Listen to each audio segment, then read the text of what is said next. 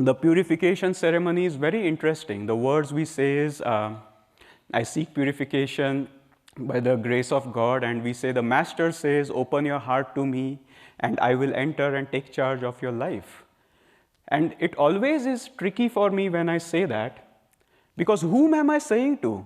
It's all these great souls who have already said, I open my heart to you, come take charge of our lives. There's disciples here, Kriyabans here, people who have given up many responsibilities to say this is their life. And why every Sunday am I saying something that people have done already? Because the intensity of what it meant on the day we took Kriya, on the day we became disciple, starts diminishing until it becomes mundane. I'm a disciple. I'm a Kriya yogi. But that intensity sometimes starts getting dim, at least in my case.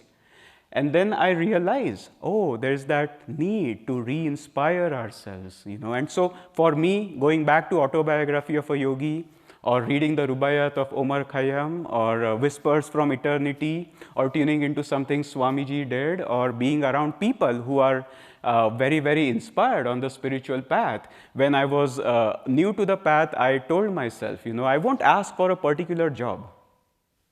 I want to work here, there, but I try to work with somebody who's intensely dedicated to the spiritual path. That's what I focused on. Who am I working with? Who can I work with? Whom am I in touch with? And I think that was a good choice, because the things we do don't really matter.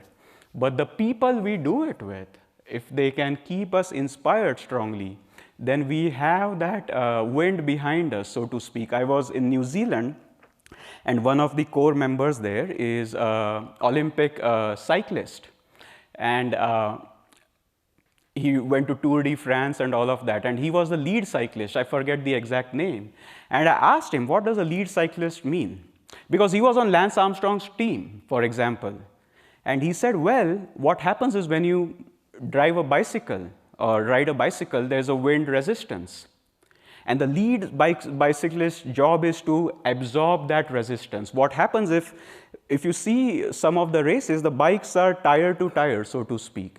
And he said the law says that if you are behind somebody who's driving, the wind resistance diminishes by 25%.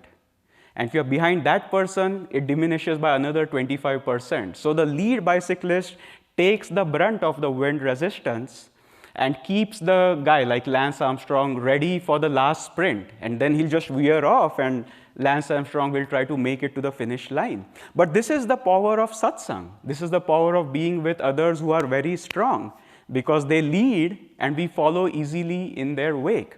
So there's different ways to stay inspired, and we have to find our way. We don't want to be an ordinary disciple, and that doesn't mean I have to go out and do great things, but we want to give it a 100% and really believe that in this lifetime we are going to be free.